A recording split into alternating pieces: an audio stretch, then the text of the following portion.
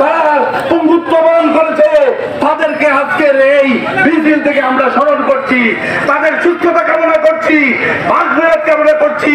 যা 2000 শহীদ যারা শহীদ হয়ে আমাদেরকে আজকে এইভাবে রাজপথে খোলা ময়দানে বক্তব্য দেওয়ার সুযোগ করে দিয়েছেন।